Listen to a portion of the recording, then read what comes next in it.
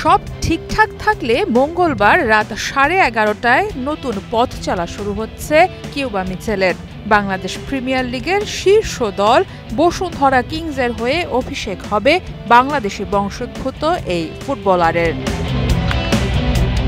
পুরো স্কোয়াড একসাথে মাত্র একদিনের অনুশীলনের সুযোগ পেয়েছে, কারণ কিউবা মিচেল সহ প্রবাসী তারকা তারিক রায়হান কাজী ও মিচেল ওরিয়ানা যোগ দিয়েছেন ম্যাচের আগের দিন। তারপরও নতুন দল নিয়ে মৌসুমের শুরুতেই ইতিবাচক ভাবনা রাখছেন অধিনায়ক। আসলে আমরা প্রফেশনাল প্লেয়ার, সব জায়গায় আমাদের মানায় নিতে হবে এবং ওই জায়গায় ভালো রেজাল্ট করতে হবে, ভালো খেলতে হবে, এটাই আমি মনে করি। আমরা সবাই প্রস্তুত আছি আর কি। ঘরোয়া লিগে আধিপত্য করলেও এএফসির প্রতিযোগিতায় একের পর এক ব্যর্থতায় গল্প জমেছে কিংসের।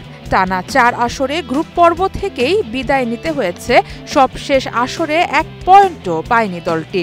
এর মাঝে নতুন বিপত্তিতে আছে ক্লাব। ব্রাজিলিয়ান কোচ সার্জিও ফারিয়াসের কিংসের দায়িত্ব নিতে কাতার আসার কথা ছিল, অথচ সোমবার রাতে ইরাকের ডুহক স্পোর্টস এই ব্রাজিলিয়ান কোচের সাথে চুক্তির ছবি প্রকাশ করেছে তাদের সামাজিক যোগাযোগ মাধ্যমে।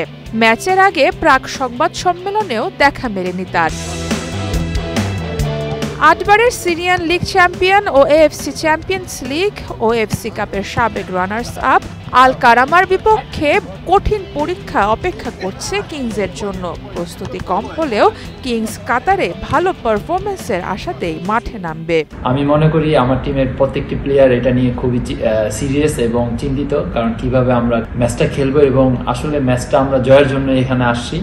তো ওভারঅল আমি যদি বলি, আমাদের টিম কম্বাইনটাও ভালো আছে, কারণ কালকে আমরা সবার সাথে একসাথে ট্রেনিং করছি, সেটা আমরা সবাই দেখেছি যে আসলে খুবই পজিটিভ এবং সবার ভিতরে একটা অন্যরকম ফিল আছে টিমের জন্য। তো আশা রাখি ভালো একটা রেজাল্ট হবে কালকে। 28 জুলাই কিউবা মিচেলকে দলে ফেরানোর ঘোষণা দেয় কিংস। এই মৌসুমে সান্ডারল্যান্ড থেকে 19 বছর বয়সী সেন্ট্রাল মিডফিল্ডার কিউবাকে দলে নিয়ে নতুন করে নিজেদের গল্প লিখতে চায় তারা। এএফসি চ্যালেঞ্জ লিগ শেষে বাংলাদেশে এসে বসুন্ধরা কিংসের হয়ে প্রিমিয়ার লিগে খেলবেন কিউবা মিচেল। পাশাপাশি অনূর্ধ্ব 23 ও জাতীয় দলের জন্য বিবেচনায় আছেন এই মিডফিল্ডার। সারা মাহবুব, স্টার নিউজ।